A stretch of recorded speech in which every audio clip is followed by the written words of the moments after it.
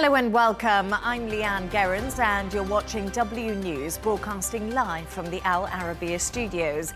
These are our top stories. Israel launches its first ground offensive in Gaza City after days of bombing as hundreds of thousands of Palestinians flee while the UN warns of a humanitarian disaster.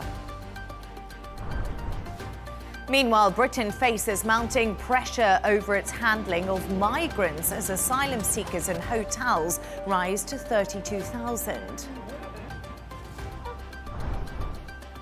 Plus, a growing number of people are falling into what's being called AI psychosis, mistaking chatbots for conscious beings and losing touch with reality.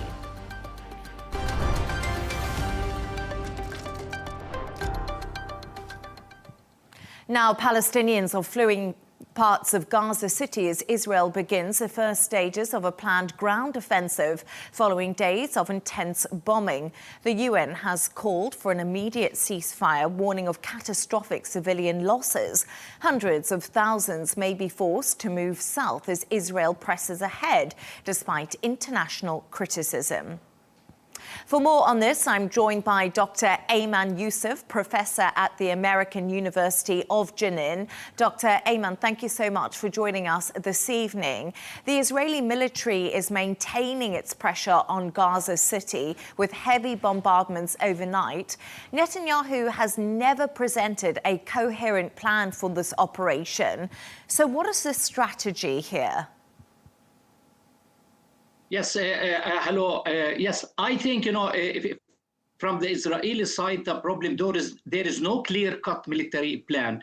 If you want to define any plan, it should have, clear-cut objectives. And there is, a gap between, between the declared statements from the Israeli political side and those achievable and observable goals.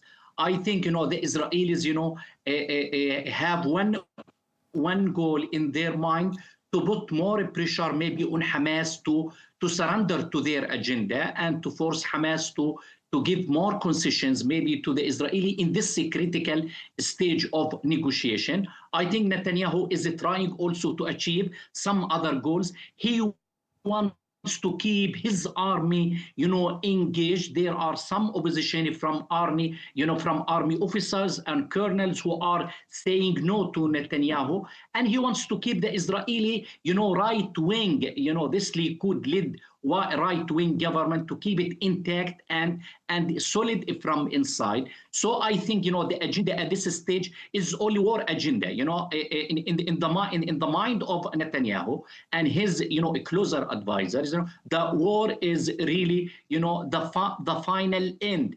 There are no other ends. There are no other goals to achieve at this stage other than, the goals that I have already stated in the, in the beginning of my talk.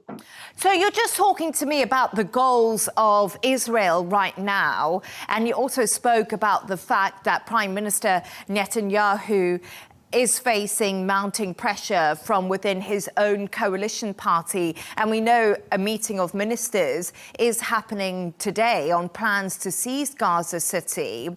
But how much support does Netanyahu have from within his own coalition? Yes, I think that the Israeli military plan is to capture, every locality individual. They cannot enter the whole city. They cannot invade or storm in the whole, Gaza City. More than, 800,000 of Palestinian civilians, and there are many security and strategic risk even to the army and to the Israeli soldiers. I think Netanyahu is still maintaining control, and he is managing the crisis, smartly to some extent. As I said, in this coalition government between Likud, Smotrich, and Ibn Gvir, there are no clear voices who are opposing Netanyahu at this stage, even in his cabinet, who are there, who are the ministers inside the cabinet. Inside the cabinet, Netanyahu, Minister for Defense, Katz, Dermer, Minister for Strategic Affairs, Eyal Zemir, Army Staff, Colonel, General, and some other officers.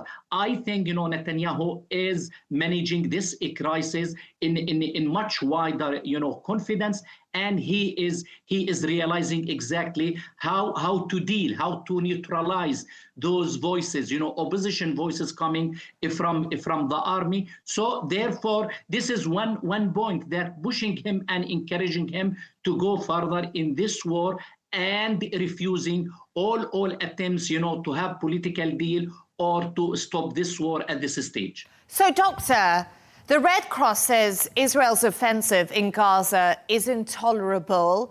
How deadly is this offensive for Palestinian people? But also, how dangerous is it for the Israeli military and also the reservists? Yes, I think this is very much a crucial strategic, a question. A human security situation is really deteriorating in Gaza.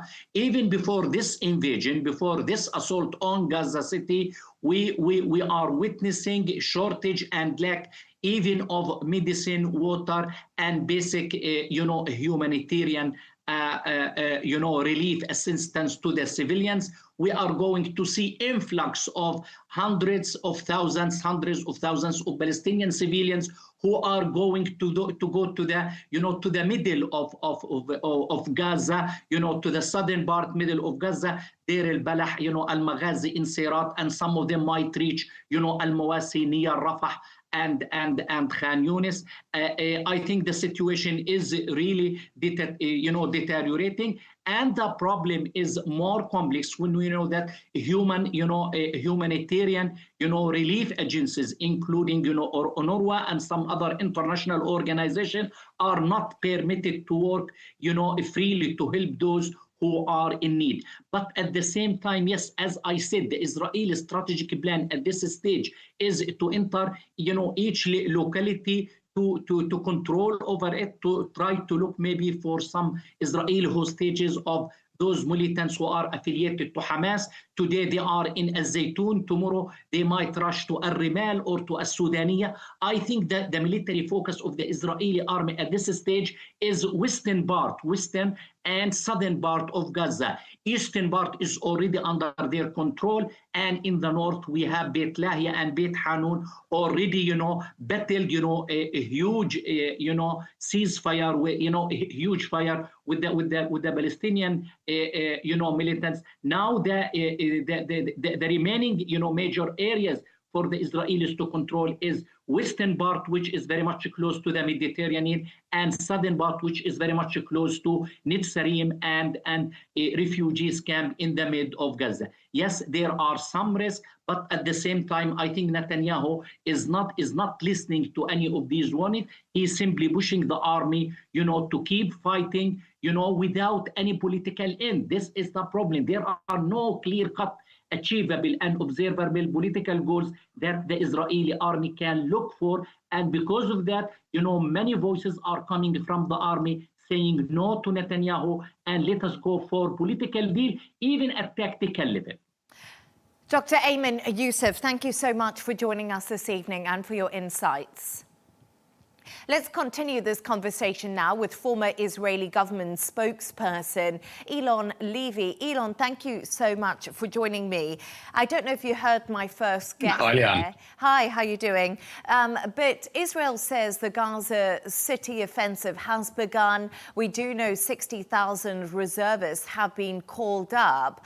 How concerned is Israel about the fate of their soldiers? And like my guest just before you said, there doesn't appear to be a political end here. Well, Israel has already lost 900 soldiers in this horrible war that Hamas began on October 7th and doesn't want to lose any more. But the fact is Hamas is continuing to defy the demands of the entire world now to free all the hostages, to lay down its arms, and to relinquish power. And that leaves Israel with no choice but a military operation to remove Hamas from power. Israel wants to end the war Hamas started as quickly as possible. And Hamas doesn't want that. It wants to pause the war, buying time by giving away maybe half of the hostages. But that's not good enough. Israel wants a comprehensive deal now that will end the war with all the hostages home, with Hamas removed from power and Gaza demilitarized, so we can start a new peaceful chapter of reconstruction and move towards peace in this region. So basically, Elon, families of hostages are experiencing profound emotional distress and have come out to protest this military operation. They're concerned about their loved ones who are being held by Hamas. Is Israel prepared to let the hostages die with this Gaza offensive that they are ready to go into Gaza City, to let the hostages die in order to eradicate Hamas? Because right now, I'm listening to you, and many people are concerned that this big military offensive into Gaza City will end the lives of the hostages. The hostage families are absolutely right to be terrified for the fate of the hostages because they're being starved and tortured in tunnels under Gaza. Hamas even released a propaganda video showing one of the hostages, Aviatar David, kidnapped from a music festival, being forced to dig his own grave. And Hamas is threatening now that if there is military action, it could execute those hostages. But right now, military action is the only leverage that Israel has over Hamas to force it to end the war. Because look, when did Hamas reject a ceasefire a few weeks ago? When Macron and Starmer and Carney started saying they would recognize a Palestinian state, which they took as a reward for October 7th. When did Hamas change and say it might accept a temporary ceasefire when Israel put in action a plan to take Gaza City and remove it by force? So Israel is trying to force Hamas to release the hostages, understanding there is no other option. Because if Israel takes a temporary ceasefire that would let only half of the hostages out, and that's the deal on the table, it could doom the surviving hostages. Hamas will try to hold them on forever in order to stay in power. It will have no reason to let them go. And what we need right now, as Israel is considering its response to Hamas's offer for a ransom for the hostages, is massive international pressure. Elon, we just appear to be having a problem with your line at the moment. The UN a few weeks ago demanded. Sorry, Elon, are you able to hear me? We just be having a little bit of technical problems. Let me know if you're still there. Are you still there with me? I can hear you loud and clear. Okay, great. And let's just move on. I can hear you loud and clear. Oh, fab. I can hear you too. Let's move on to our next question now, Elon, because, you know, you said right now, really, for Israel, the only option on the table is this military offensive into Gaza City to pressure Hamas. But Netanyahu and his cabinet, they really have got two proposals in front of them: to agree to the ceasefire endorsed by Hamas or to carry out this enormous military operation. And right now, what I'm hearing from you is that the ceasefire is off the table for them. I think Israel has a very difficult dilemma now because it doesn't want to pause the war. It wants to end the war, and it wants to end the war in a way that makes sure that Hamas can never use the Gaza Strip to launch another war ever again. And the hostage families themselves are divided. We saw massive, inspiring protests in Israel where they were calling for a comprehensive deal that will bring everyone back. And now there is a potential deal on the table to bring back some of the hostages. Some of the hostage families are saying, well, at least take that. But there is a dilemma, right? If you agree to pause the war for a partial deal, then what does that mean for the rest of the hostages? Does it mean they're going to be stuck there forever? That's what the hostage families are saying. That's why they want a comprehensive deal to get everyone out in one go. So Israel is grappling with a very difficult strategic and to give back the hostages. And what international leaders need to do is to demand that Hamas give them back unconditionally. That's what the UN Secretary General said just a few hours ago. Israel shouldn't be negotiating a ransom to free those hostages stuck in the tunnels under Gaza. Hamas should release them unconditionally, and it should lay down its arms and give up power in Gaza so this war can end. We can end the humanitarian crisis. we can rebuild, and people can go back to rebuilding their lives. Elon Levy, thank you so much for joining us this evening. I am sorry, we were struggling with some technical problems throughout that interview, but I want to say thank you once again. Appreciate your time.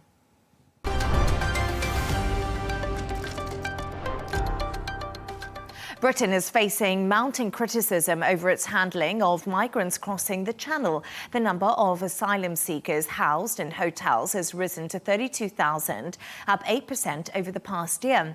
Tensions over immigration have flared across England, with protests sparked by the arrest of an Ethiopian asylum seeker accused of sexually assaulting a teenager in Epping. For more on this, I'm joined from London by our correspondent, Stuart Smith. Stuart, great to have you on the show. So we got new figures from the government. What do the figures from the Home Office tell us?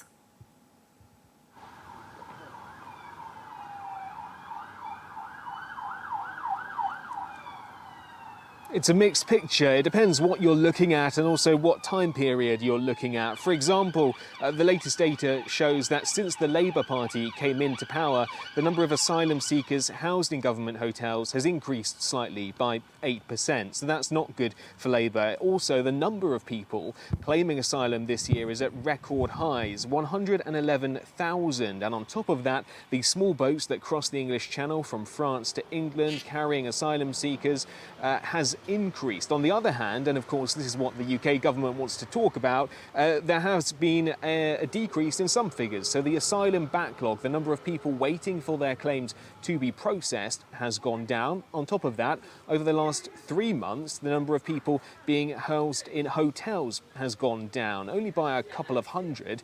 But it's another thing the Labour Party now are saying means they are in fact doing a better job than some of these figures may appear. On top of that, the cost of housing asylum seekers has gone down by 12% over the past year, saving tens of millions of dollars. So a mixed bag for the government, but the focus, of course, on asylum seekers being housed in hotels, which has gone up.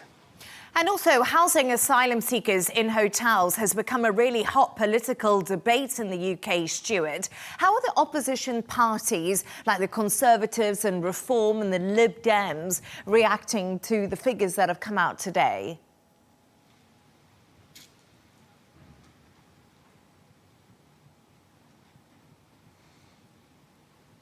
Yeah, about 35% of the UK's asylum seekers are housed in hotels, and that's something that has caused a lot of consternation amongst particularly the right of the political party spectrum here in the UK. So that includes the Conservative Party, which used to be in power before this government, as well as one called Reform UK, led by Nigel Farage, who led the Brexit referendum, which removed the UK from the EU. And so the Conservatives have called on their council leaders to also potentially, as the one in Essex did, try and use a legal challenge to remove asylum seekers from the hotels. They say that they shouldn't be there, that the Labour government needs to find different options, and they're calling on their councillors, 65 constituencies, councils run by Conservative Party leaders who are also housing asylum seekers in hotels. Their leader has called on them to try and use this legal tactic as well. Reform Council leaders, 12 of them, are also being encouraged, and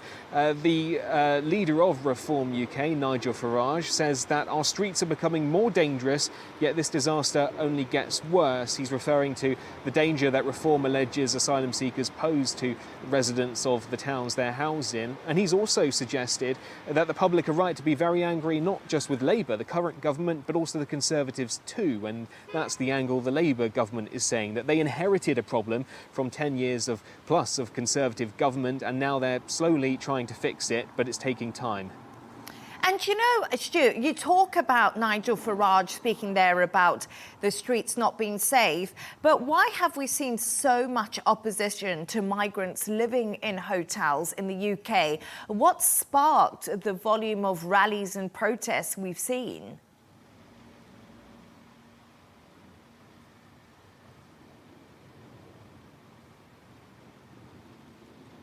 Well, the latest one was, as he suggested, that asylum seeker that had been charged with sexually assaulting a 14-year-old girl, which feeds in to a narrative which is consistently coming from the likes of the Reform leader Nigel Farage, which is that it is inherently unsafe to house asylum seekers whose history and personal background the government will have no idea about, arriving as they usually do without documentation, and therefore having them in any town is a risk inherently to the population. Others, usually on the left of British politics, suggest that's a xenophobic and racist approach to trying to tackle the issue, that there's no intrinsic danger with asylum seekers, though I think all would agree that there needs to be a different system. The current one isn't working, and Labour Party councillors have been saying the same in the wake of these latest protests, suggesting that the government needs to find a different way to house asylum seekers. We know they cannot do what the Conservatives did, which was house a few hundred of them on a barge off the coast of England. They're also, this government,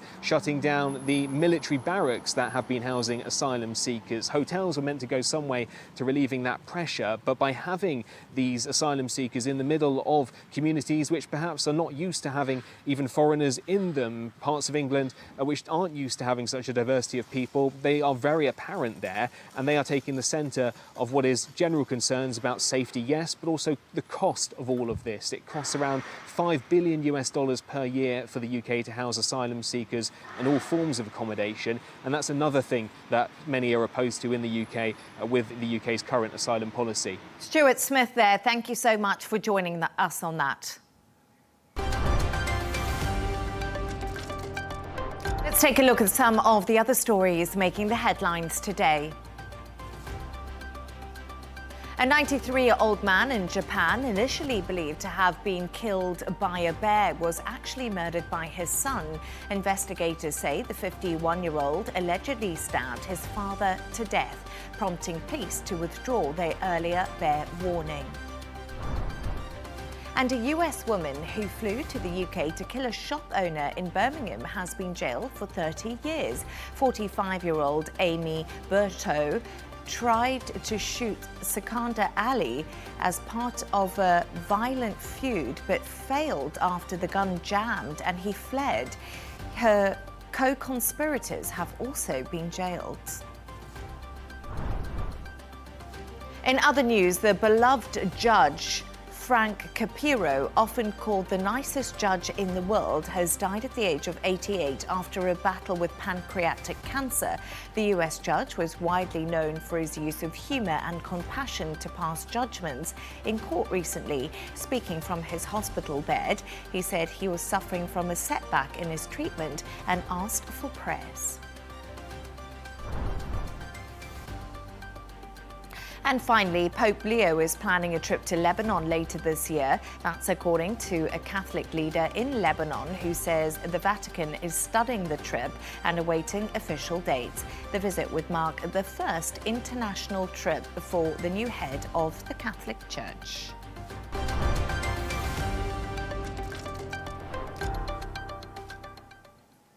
President Xi Jinping has made a rare and unannounced visit to Tibet. It's the second time he's visited the region as China's leader. He was attending celebrations marking the 60th anniversary of the creation of the Chinese Autonomous Region. Camille Nedelec has the story.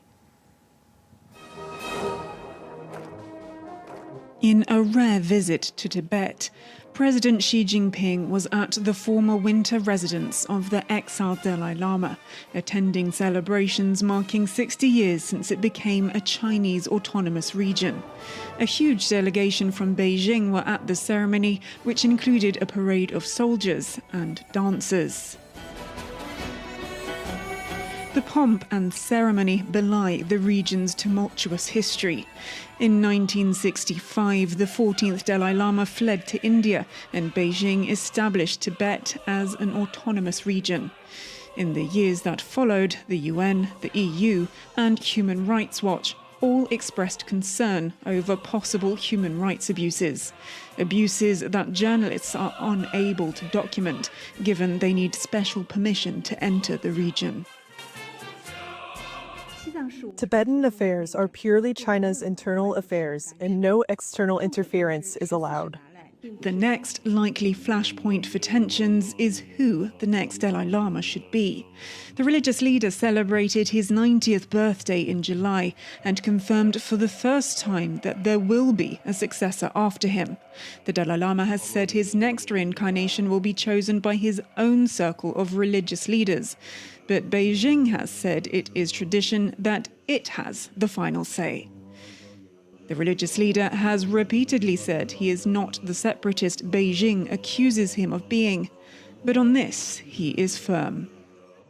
As a follower of the Buddha and as a monk, to serve people and to serve the teachings of the Buddha, these are my main practices. A clash that may not happen for some time, as the exiled leader has said he may live to be over 130 years old. Camille Nedelec, Al Arabiya English.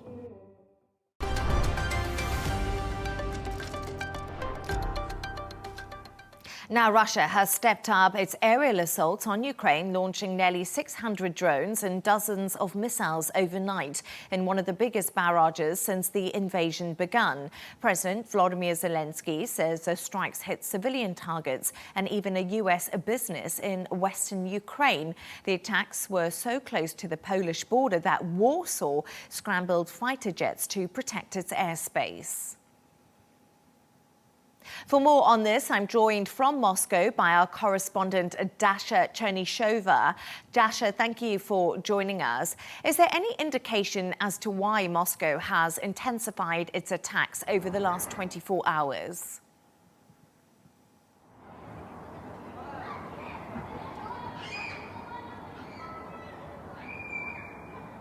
Well, the Russian Ministry of Defense has confirmed indeed that there was the large-scale strike against the military-industrial complex of Ukraine. That has always been the statement, the wording from the Russian officials. They say this time round they have hit the military airfields of Ukraine as well as the energy infrastructure that was supplying those military airfields. Now, if you turn to the political scientists, they all suggest that we are witnessing the return of the classic diplomatic methods in which diplomacy is reflecting on the realities on the ground. And as the diplomatic flurry is intensifying, the battlefield situation will be changing rapidly. We also hearing the political observers here suggesting that Russia may be trying to increase its advances on the Ukrainian front because indeed those negotiations track has activized, and that should be coupling with the diplomatic efforts. And indeed that has been the case in numerous occasions before. So they are suggesting that there could be some intensification of the battlefield situation, at least on the Russian side. And Zelensky says Ukraine is open to a compromise when it comes to a ceasefire. Is this something Putin would also consider?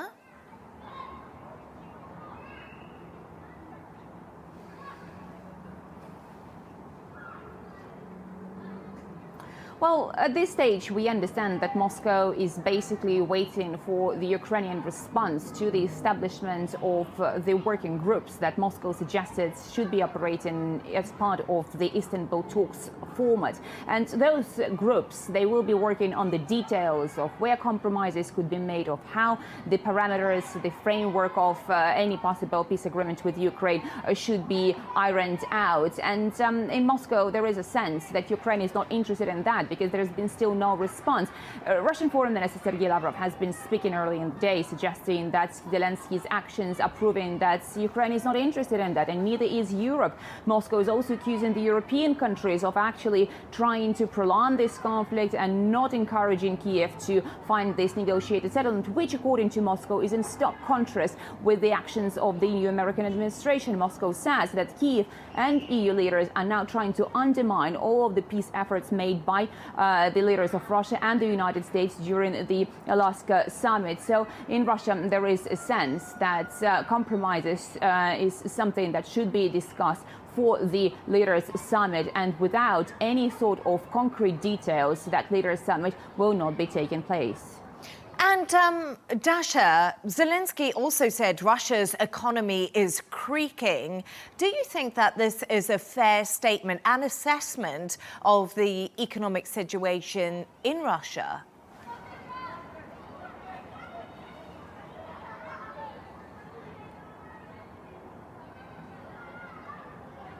Well, interesting, the Russian economy has actually managed to go through ups and downs over the course of the past years. It has seen the period of really urgent readjustments, and therefore inflation was running high, and the Russian central bank had to increase the key interest rate to the unprecedented levels. That was obviously making lots of pressure on the businesses, on the purchasing power, as well as on the jobs market. All of those issues taken into account, we've seen the heating of the Russian economy. Now the Russian economy is cooling down, and that's on one hand a positive sign. On another, we are seeing the deficit of the Russian budget actually growing. It is now expected to be $61 billion US.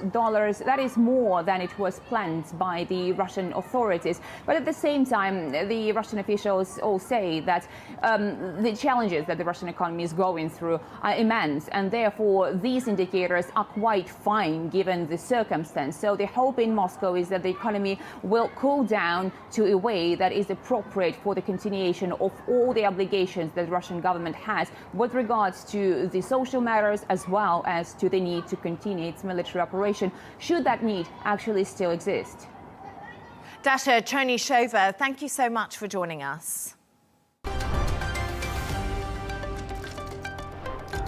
Now, there are increasing reports of people suffering from AI psychosis, which is troubling, says Microsoft's head of artificial intelligence. Reports of people apparently losing touch with reality after intense use of chatbots has gone viral on social media in recent weeks. Psychologists have been sounding the alarm for months. For more on this, I'm joined by psychotherapist Lucy Beresford. Lucy, thank you so much for joining us this evening. First of all, what is AI psychosis, and is it recognised by mental health experts?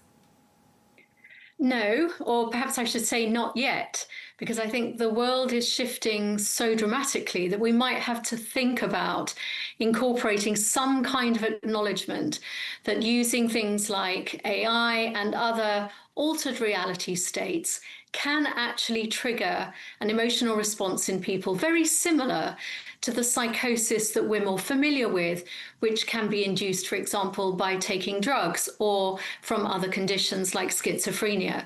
But what is really being talked about here is the way in which users of AI, which of course is a fabrication of reality, a distortion of reality, can end up thinking that the reality is the thing that's happening in their relationship with the AI. Now, it could be that you're making a movie with the AI. It could be that you're using AI for therapy. We know that there are bots and apps that people can link into to get AI. Or you might just be using it as ChatGPT and other forms of AI just to get a little bit of information. But you start to go down a rabbit hole of thinking that this is real. And before you know it, perhaps your whole reasoning, your life choices, and your own mental health can actually unravel.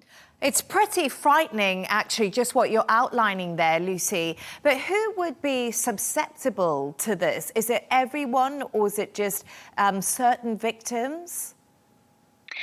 Well, the problem is at the moment we don't know. We don't have enough research as to the impact on people's well-being and sense of reality when they're using altered states of reality. We think about using, let's say again, ChatGPT to answer a question or to help us when we're writing something. But we might get so sucked into that relationship, we might get so sucked into our attachment to the fact that this person is responding to us and they're always very positive and they're always very validating, that we can start to imagine that this is a real relationship. Now, I have gone on air in the last, I'd say, 12 months to talk about my concerns around AI therapy apps, for example, because again, I don't think they're rigorous enough. I don't think they're challenging enough. They're a little bit like a parent that if you could imagine that a toddler would say, not that a toddler could ever say this, but imagine that a toddler would turn around to its parents and say, you know what, I don't like this trying to walk thing. I think I'll just stay crawling for the rest of my life. All parents at that point would say, no, honestly, life is going to be better for you if you learn to walk. But ChatGPT doesn't do that. ChatGPT says, gosh, that's a great idea. Yes, I think you ought to run with that.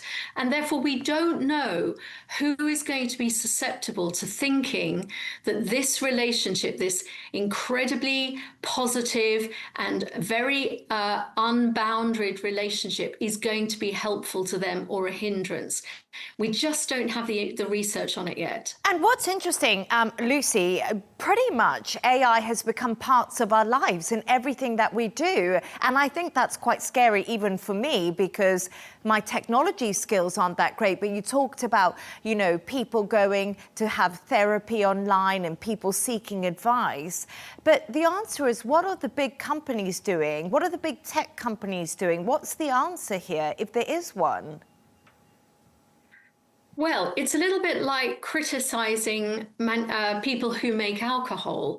Alcohol in and of itself isn't a bad thing. It's just people who abuse it or misuse it that end up compromising their capacity to function. Similarly with AI, the more we get to know about it, the more we can utilize it very easily and very healthily into our lives. It's when it gets out of balance and when it becomes very distorted. I'm thinking, for example, about increasingly the number of people who are eschewing life partners. They don't want to go on dates. They don't even want to socialize with other people because they're quite happy having evening conversations with an AI app.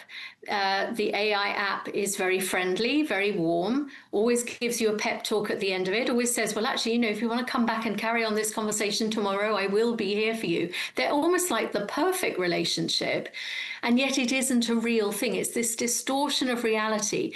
And the manufacturers of AI and the tech companies that are really pushing the boundaries on this, it's very hard to see how they themselves are responsible for the way that human beings are going to interact with it. Personal responsibility should always trump anything else in terms of governments trying to wade in and legislate, and AI companies feeling that they need to be fined if certain things happen. It's not their fault if human beings behave irresponsibly. And just a quick thought before I do have to end the conversation. What are the signs that people are going down this slippery slope and they're entering this AI psychosis? And what can actually be done for them?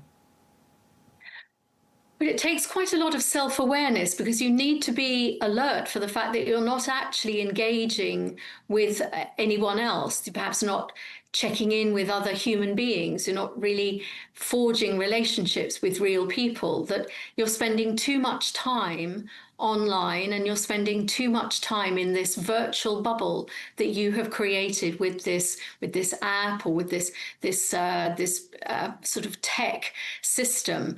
But that requires a lot of self-awareness. That, in a way, what you really need is people around you saying, don't you think you're spending a bit too much time on that chatbot? But you might not have people in your life to do that, which is one of the reasons why you're spending so much time chatting with the chatbot. So it's very hard to see how, without external references around you, you're going to be able to do it yourself. But if you can, if you're listening to this interview that you and I, Leigh-Ann, are giving each other, if there's someone listening thinking, actually, yeah, I probably do spend 2 or 3 hours now. You know, I'm not socializing in real life. I've lost all my friends. I don't really communicate with my family. I'm just quite happy because I have social anxiety or I'm nervous about dating. That's the alarm bell that maybe this interview could be the moment where 1 or 2 people think, you know what, maybe I need to quit this and start engaging with the real world for once. Lucy Beresford, very good advice there. And as we all know, sadly, not all relationships are perfect. Thank you so much for joining us.